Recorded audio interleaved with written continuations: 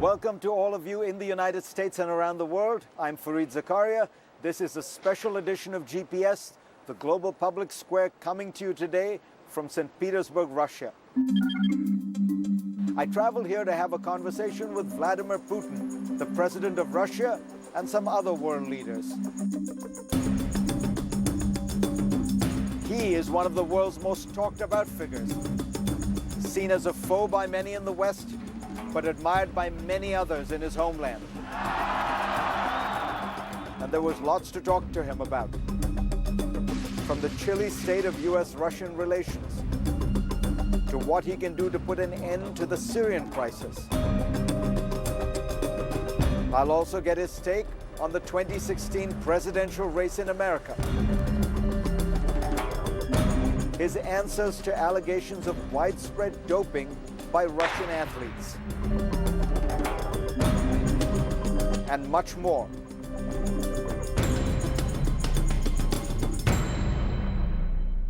We'll get to St. Petersburg and Vladimir Putin in a moment. First, here's my take about the United States. Once Donald Trump locked up the nomination, Republicans were confident about his next moves. He would tone down his rhetoric and pivot to the center.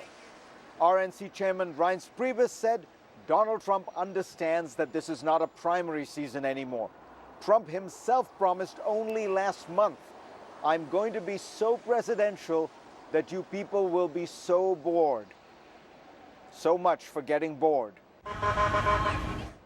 On June 12, 2016, the United States suffered its worst terrorist attack since 9/11, a particularly sickening blow because the killer targeted a minority group long subject to discrimination. Trump's reaction was to congratulate himself in a tweet. Over the next 2 days, he called on Obama to resign and Hillary Clinton to drop out of the race, insinuated that the president actually wanted the jihadis to win, repeated his proposed ban on all Muslims entering the country, and warned American Muslims that they had better cooperate with the authorities. One of Trump's leading surrogates, former House Speaker Newt Gingrich, suggested reviving the House Un-American Activities Committee, infamous for punishing Americans loosely accused of being communists or communist sympathizers in the 1950s and 60s. Trump's longtime friend and Republican consultant Roger Stone outlined a new McCarthy-style witch hunt, telling Breitbart, "There's going to be a new focus on whether this administration, the administration of Hillary Clinton at the State Department, was permeated at the highest levels by Saudi intelligence and others who are not loyal Americans." He pointed a finger specifically at Huma Abedin, one of Clinton's closest and most long-standing aides and a Muslim American, saying, "We have to ask, do we have a Saudi spy in our midst? Do we have a terrorist agent?" There is, of course, zero evidence for this charge. We now know who Donald Trump is. But what is the Republican Party? Most Republican leaders still hold out hope that despite the fact that Trump is, in George Will's accurate description, the most anti-conservative presidential aspirant in their party's history, he would suddenly get religion and embrace their agenda. They believe that a 70-year-old megalomaniac whose entire life has been devoted to ceaselessly promoting himself and using any means to tear down others would suddenly develop deep empathy for the party, though so far he has used it solely as a vehicle for his own personal advancement. Yeah, right. Watching honorable Republican elected officials like Paul Ryan contort themselves, deploring Trump's rhetoric, distancing themselves from his policies, while still promising to vote for the man, is painful. But what of unelected officials who do not even have the excuse that they must be attentive to Republican voters? Several Republican former national security officials and experts have put together a letter announcing that they cannot support Trump. Only 3 who were cabinet-level officials, Michael Mukasey, Robert Zoellick, and Michael Chertoff, have signed it. Not one former Secretary of State, Defense, or Treasury has signed on or publicly announced that he or she will not vote for the man. Where are George Shultz, James Baker, Condoleezza Rice, and Hank Paulson? Can their reputations survive their silence? And where is Senator John McCain, who has declared that he supports a man who seems to stand for everything McCain is against and who callously belittled his war record? McCain has lived a life of service with acts of courage that are beyond my comprehension. When the North Vietnamese offered to release him in advance of other prisoners of war because his father was an admiral, he refused, preferring more captivity and torture to losing his honor. Years later, when he learned that Henry Kissinger had also refused to allow any special treatment for him, he thanked Kissinger for saving my reputation, my honor, my life, really. Today, all John McCain needs to do to preserve his honor is to say two words: never Trump. For more, go to cnn.com/Fareed and read my Washington Post column this week. And let's get started.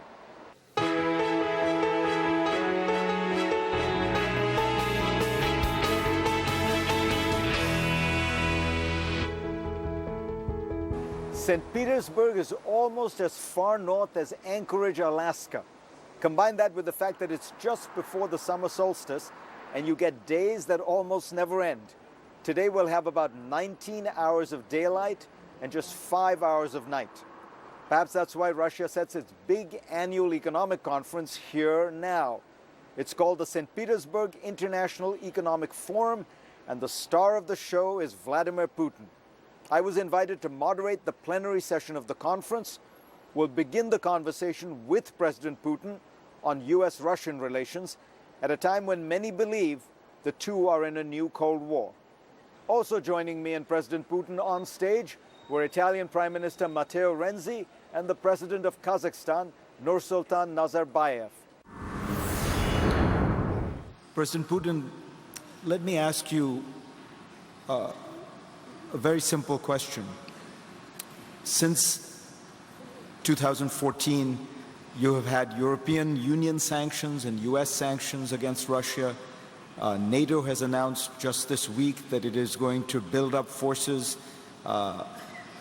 in states that border Russia. Russia has announced its own buildup. Are we settling into a low-grade, lower-level Cold War between the West and Russia?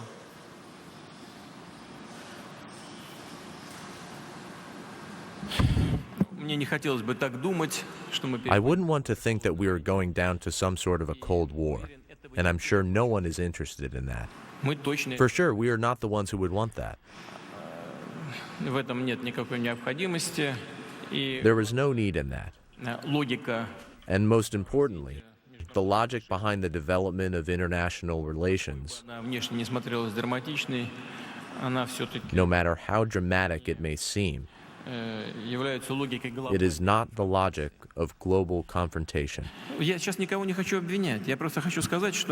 I'm not going to put a blame on anyone. What I want to say is that if this policy of unilateral sanctions is to continue without sensitive for the international community's steps on the international arena to be agreed upon, these consequences would be inevitable, and other countries should be listening to each other, seeking to maintain a balance. These consequences would be averted.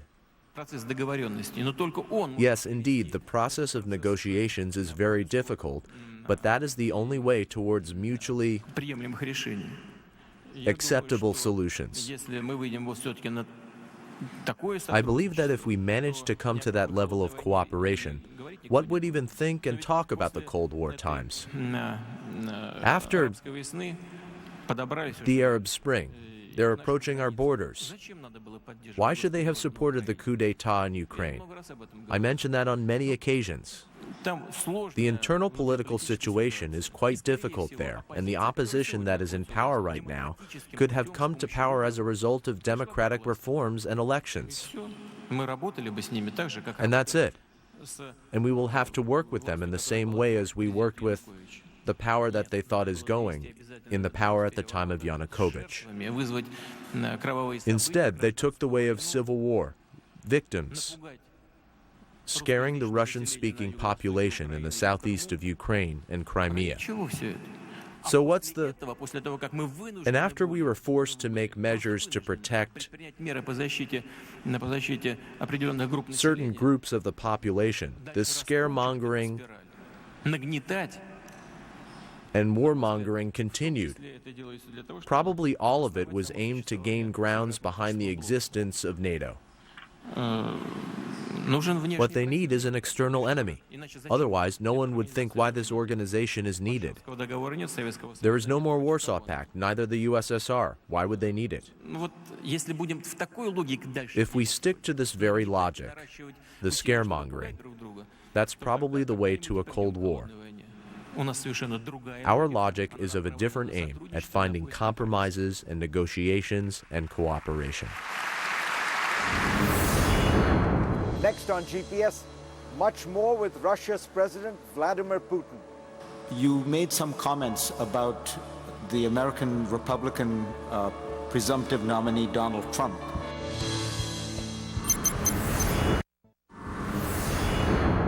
Welcome back to a special edition of GPS from St. Petersburg, Russia, where I sat down with President Putin. One of the big topics of discussion, the 2016 American presidential race. You made some comments about the American Republican presumptive nominee Donald Trump. You called him brilliant, outstanding, talented. These comments were reported around the world. I was wondering what in him led you to that judgment, and do you still hold that judgment?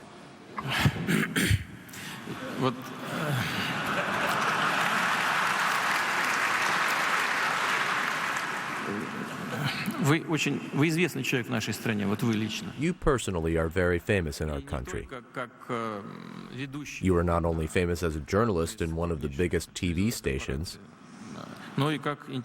but as an intellectual. Why do you always change the meaning of what I said? Because at the moment, you speak as a journalist, not as an analyst. Посмотрите, что я сказал. Why are you juggling with what I said? I only said that he was a bright person. Isn't he bright? He is.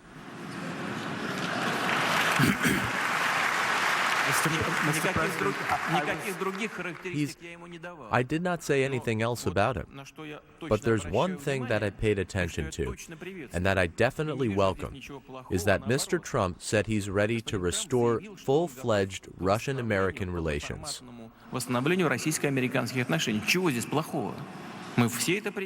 What can there be bad about it? Don't you welcome it? We all welcome it.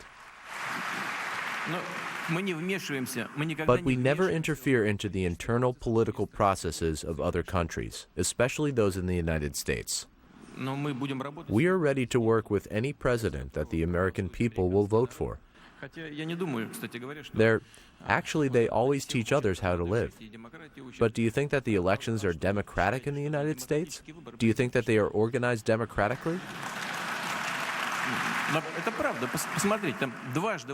Because you know, twice in U.S. history, the American people, the majority of the people, elected persons who had not been supported by the majority of the people because they were chosen by people who had the right to vote. My colleagues and I never blamed anyone, but when we discussed, they just said, don't meddle into this. We are doing it the way they are used to. But then what I feel like saying is then, why are you meddling with our affairs? But I'd like to say again that, of course, it's none of our business. But you know, I heard that American prosecutors were trying to get rid of the international observers at the voting stations. But they are used to it. They like it. They like it the way it is.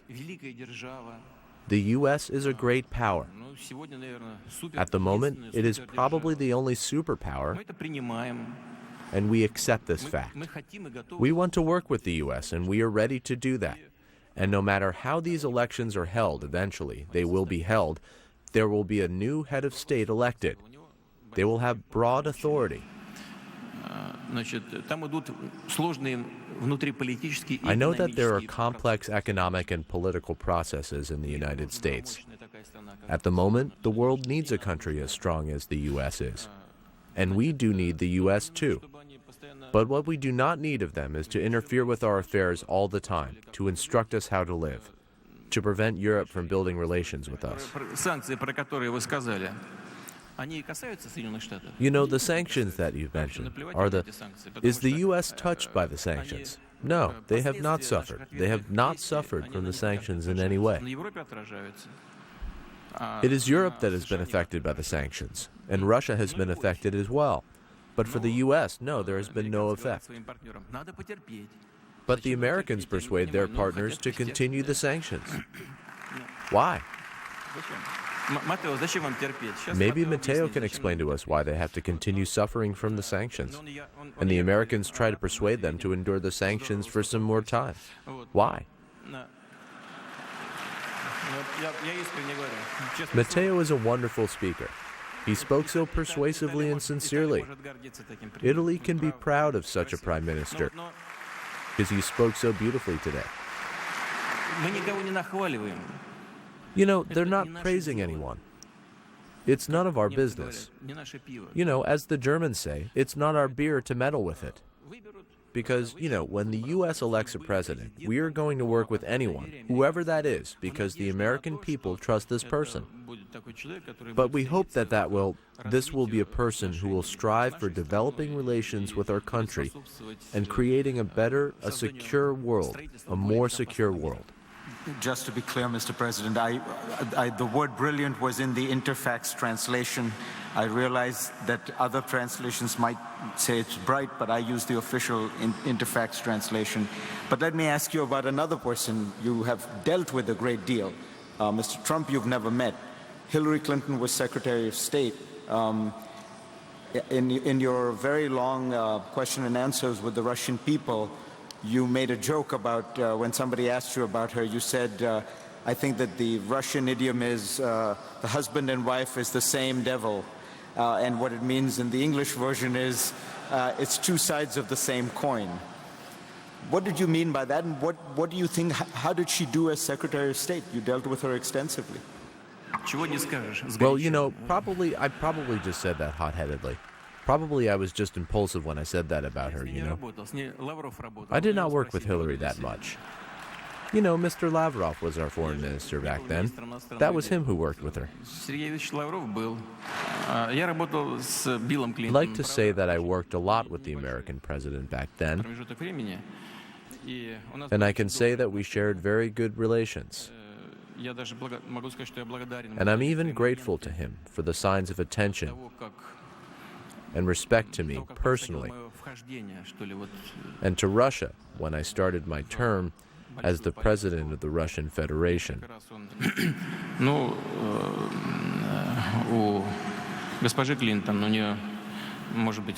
And speaking about Madam Clinton, she probably has her own view regarding the development of the Russian-American relations. But there's one thing that I'd like to draw your attention to. It is not relevant to Russian-American relations or to any other big political issues. It is more relevant to human resources policy because, you know, based on my own experience, I can say the following.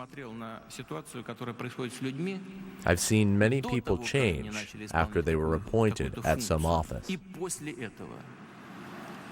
Because, you know, when they have different responsibilities, they start to think differently, to speak differently. And even their appearances change. Because, you know, we believe, in this regard I can say that we believe that the sense of responsibility of the head of the state of the United States, and the United States is a country that a lot depends on in the world.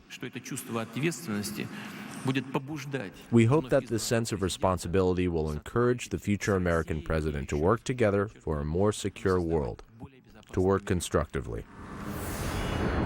Next on GPS, stay with us here in St. Petersburg. When we come back, President Putin holds more sway in Syria than any other outside leader. What does he think it will take to end the crisis? This is St. Petersburg, Russia, and you are watching a special edition of GPS from here. While I was here, I had the opportunity to moderate a panel starring President Vladimir Putin, the Russian leader. He has a huge sway over Syria's leader, Bashar al-Assad, who recently announced his intent to retake every inch of his country. What does that mean? There are so many areas to cover with you, Mr. President. So let me go to the Middle East, where Russia has had a forceful intervention to bolster the Assad regime. President Assad now says that his goal is to take back every square inch of his territory. Do you believe that the solution in Syria is that the Assad regime should take back and govern every square inch of Syria?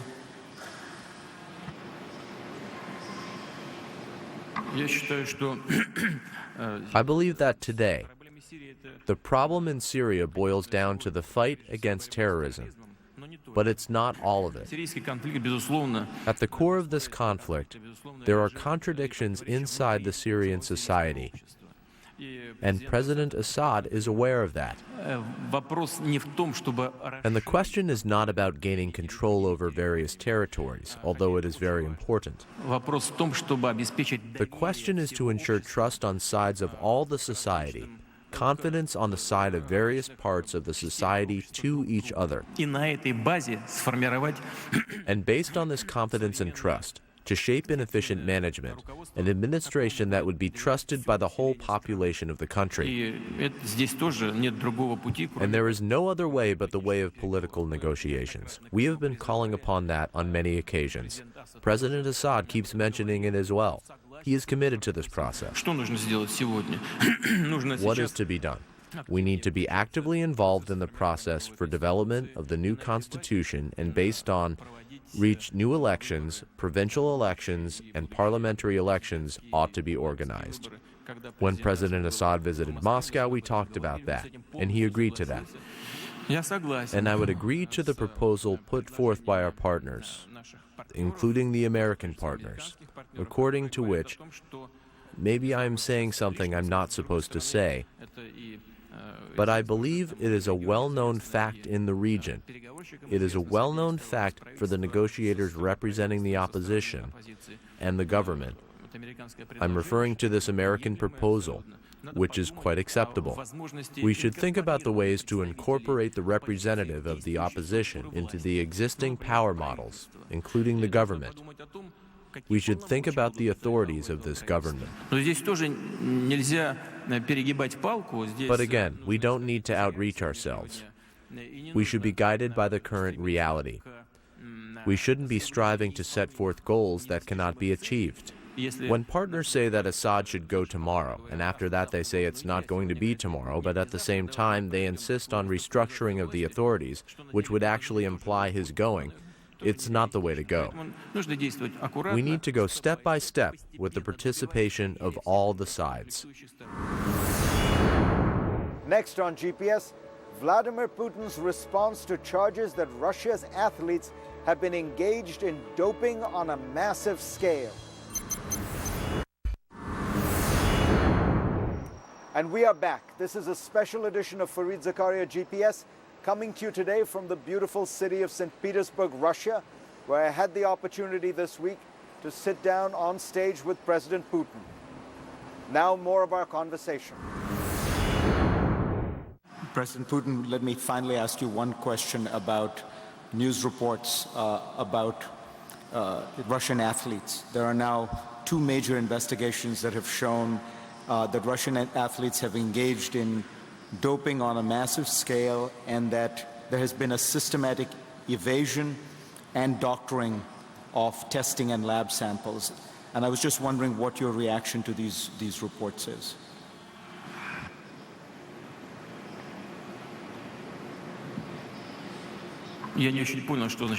I'm not sure I understood what it meant. The problem had a change in the samples that were taken for the doping test. Если пробы берутся, они I saw that if samples are taken, they are always removed for storage to the international organizations. If the samples are taken, they're always moved to the international organizations. And we cannot affect them in any way, as they are never stored in the territory of the Russian Federation. They're going to Lausanne or to some other city. I don't know. They can be reopened and rechecked, and I believe the experts are doing that at the moment. проблема допинга, она The doping problem is not only related to Russia. это проблема It is the problem that is relevant for the whole sports world. Если кто-то And if someone is trying to politicize this area, it is a big mistake. могу вам с полной ответственностью заявить. And I can tell you with full responsibility that we're against any doping, we in Russia. Because, you know, I have been an amateur athlete, and I believe that many people will agree with me when I say that even if the doping is used, it is much less interesting to watch that competition. The sport becomes less interesting for millions of spectators. Но и And the second aspect that is very important is the health of athletes. ничто не может быть, Because nothing не может оправдать can justify harm ничего, что вредит. that is brought to the human body. Поэтому на государственном So at the state level, we have been fighting doping in sport, and we will continue doing that. Более того, насколько мне известно сейчас, некоторое время назад уже Генеральная прокуратура Российской As I know, the Prosecutor General of the Russian Federation and the Investigate Committee of the Russian Federation were investigating all the facts всех фактов, на которые указали that most media pointed out. информации. И следующее, третье, на что хотел бы обратить внимание, это And there's another aspect I'd like to mention.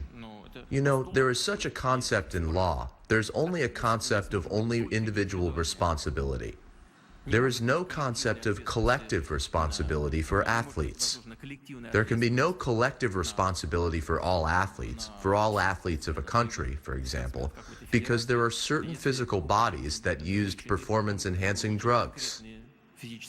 Maybe there are some, even if there are some physical bodies who committed violations, it cannot jeopardize all other athletes.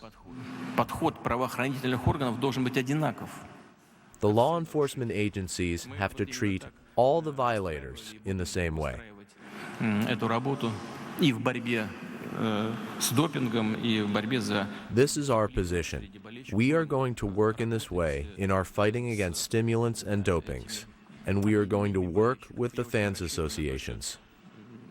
Среди них очень много умных, здравых людей, которые действительно... And I believe there are many sensible people among the fans who realize that any violations cannot express their support for the team they love.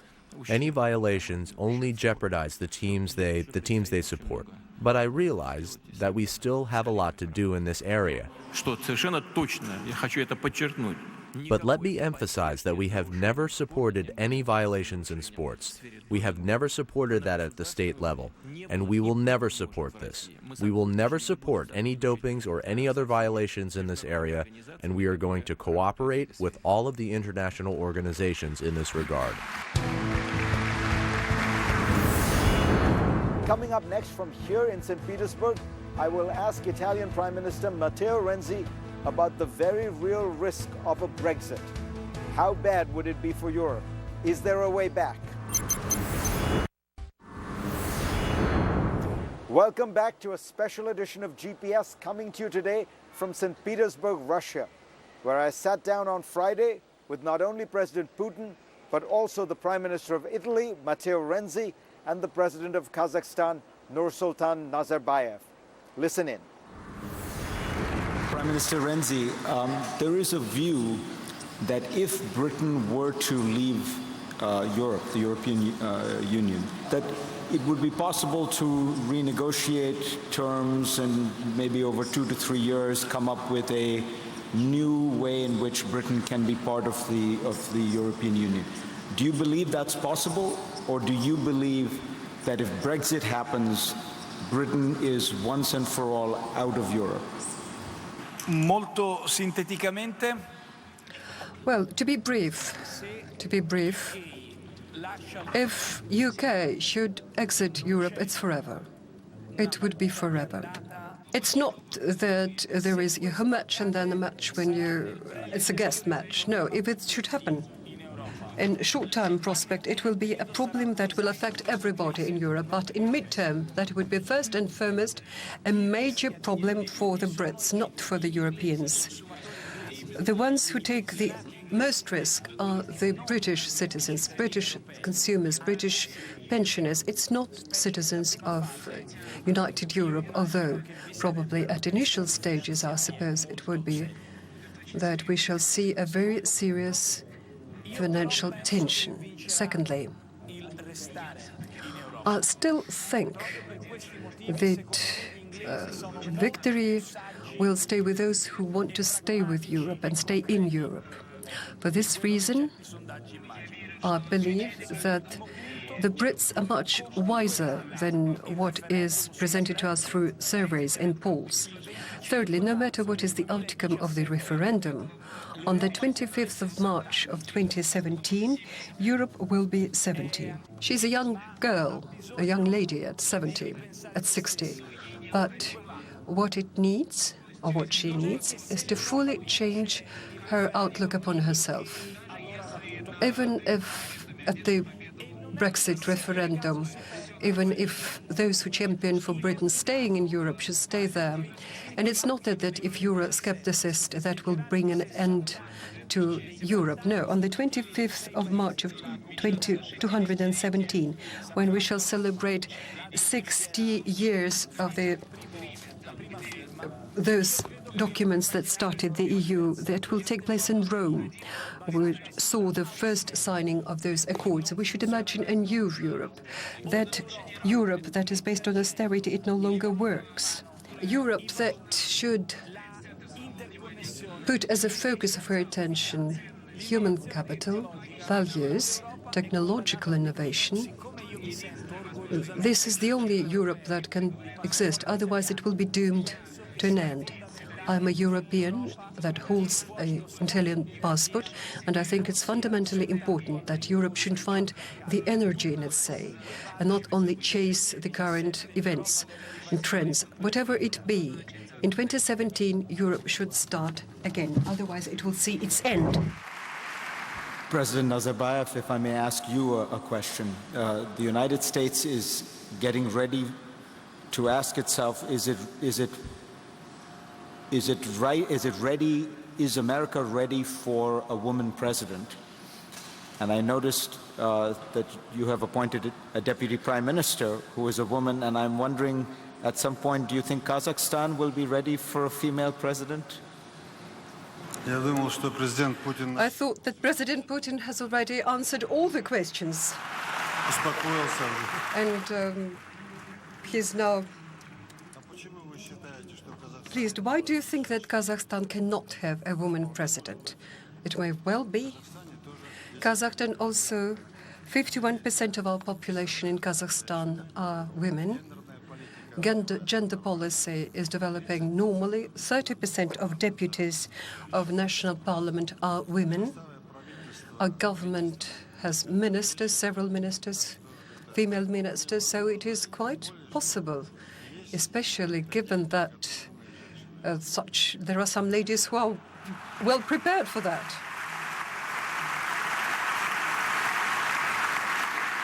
Я тоже знаком с некоторыми. I also know some of them, don't I? Given that I have 3 daughters, I have very special attitude and relations towards ladies. When we come back from St. Petersburg, I'll tell you the amazing story of a beautiful piece of music and how it was performed here amidst the most hellishly unimaginable circumstances, the worst siege in human history. I'm coming to you from St. Petersburg this week during Белая Ночь, or White Nights, a stretch of time during the summer months when the sun never quite dips far enough below the horizon for the sky to be truly dark. The city comes alive during this period with non-stop festivals and nightlife, if one could call it that, at a time when the sun never actually sets. But it brings me to my question of the week. What famous resident of St. Petersburg published a work titled White Nights. Peter the Great, Fyodor Dostoevsky, Alexander Pushkin, or Nikolai Rimsky-Korsakov? Stay tuned and we'll tell you the correct answer. My book of the week is something I've just started, the most famous novel ever set in St. Petersburg, Dostoevsky's Crime and Punishment. I decided to pick it up again after having read it for a class over 30 years ago. The new translation I'm reading is superb, by Oliver Reedy for Penguin Classics. And now for the last look. St. Petersburg is famous for its beauty, art, and culture, but it is also famous for its grit. During World War II, the German army encircled and bombarded the city, called Leningrad at the time, from September 1941 to January 1944. And in nearly 900 days, more than 1 million people died, according to some estimates, many from starvation and the cold. That is nearly 4 times as many people as died in the nuclear attacks on Hiroshima and Nagasaki combined.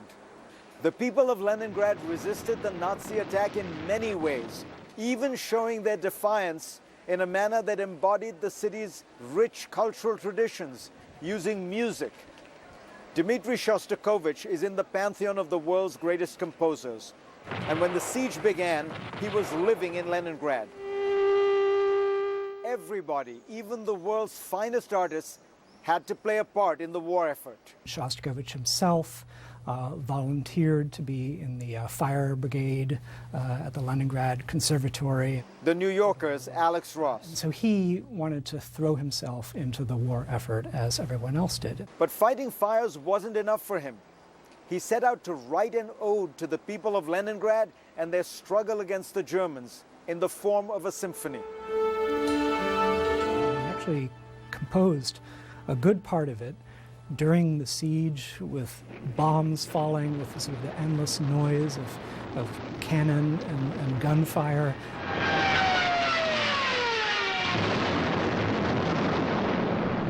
Shostakovich's Seventh Symphony was dedicated to the city of Leningrad. Once completed, it was performed to great acclaim all over the West. But what Shostakovich really wanted to do was hear it performed in Leningrad during the siege, the ultimate symbol of defiance. But the Nazis had other ideas. The opposing German general heard about this plan to perform it and was going to disrupt it with a bombardment. There was a preemptive Soviet attack on German positions to shut down the German artillery just before the performance began. In order to have the silence that the music needed. But then, even more extraordinary, loudspeakers were set up on the edge of no man's land, and the sound of the performance was broadcast over to the other side as a deliberate effort at demoralizing the German troops. There's evidence that it did actually demoralize the Nazis.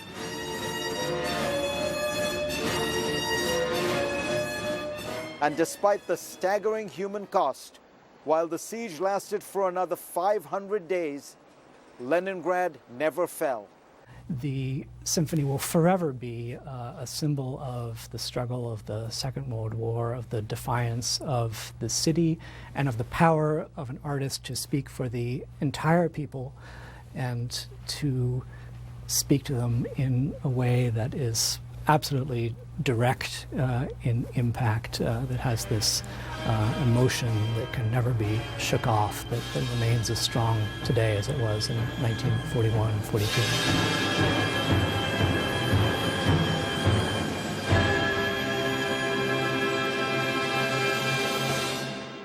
The correct answer to the GPS challenge question is B. Dostoevsky's short story entitled White Nights was set in St. Petersburg and published in 1848. This was 2 decades before Crime and Punishment. It is only fitting that the term White Nights is associated with one of St. Petersburg's greatest cultural icons. Spasiba to all of you for being part of my program this week. I will see you next week back in New York City.